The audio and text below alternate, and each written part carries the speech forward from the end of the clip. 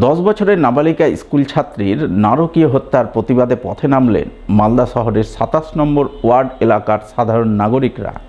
Word কমিটির উদ্যোগে মোমবাতি হাতে মৌন শোক ও ধিক্কার মিছিল করলেন সোমবার রাতে। শোক ও ধিক্কার মিছিলে সাধারণ মানুষের সঙ্গে পায়ে পা মেলান 27 নম্বর ওয়ার্ড কাউন্সিলর পূজা দাস। তিনি অন্যান্য নাগরিকদের মতোই ঘটনায় ধৃত অভিযুক্ত যুবকের ফাঁসির দাবিতে সরব হন। ছোট্ট মেয়েটি সৃষ্টি কিশোর, তাকে নৃশংসভাবে পরিকল্পিতভাবে খুন করা হলো, তার প্রতিবাদে আজকে আমাদের এই প্রতিবাদ মিছিল।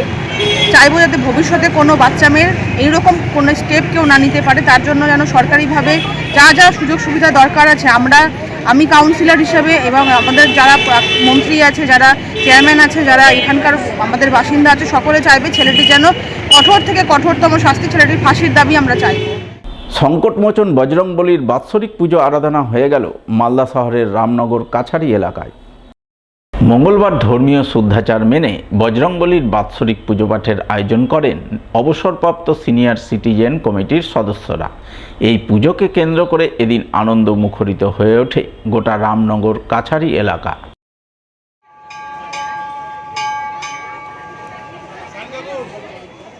সংকটমোচন বজরংবলী মন্দিরে অনুষ্ঠান এবছর 5 বছর চলছে। আমরা বিশ্ব শান্তির জন্য যজ্ঞ আয়োজন করেছি, পুজো হচ্ছে এবং বুধবারের দিন নরনারায়ণ।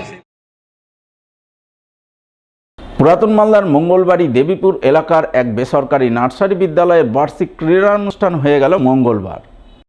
এদিন এই ক্রীড়ানুষ্ঠানের আয়োজন করা হয় মঙ্গলবাড়ি তাঁতিপাড়া শক্তি সংঘের মাঠে। বিদ্যালয়ের শিক্ষক শিক্ষিকা সহ উপস্থিত বিশিষ্টজনেরা মিলে পতাকা উত্তোলনের মাধ্যমে ক্রীড়ানুষ্ঠানের সূচনা করেন।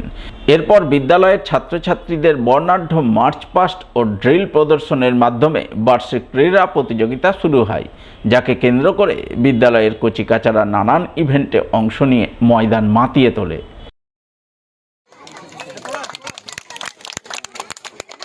ফুলের তোড়া দিয়ে বরণ করে নিচ্ছেন প্রিয়াঙ্কা চৌধুরী ম্যামকে।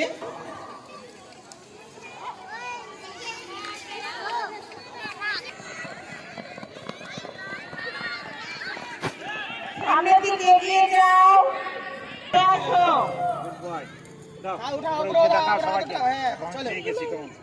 রিয়া সাহা,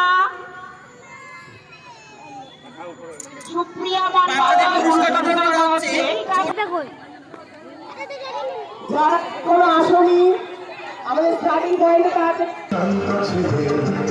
তবু সত্য বেঁধে অস্ত্র হাতে ধরতে জানি, তোমার ভয় নেই মায়া, আমরা প্রতিবাদ করতে জানি।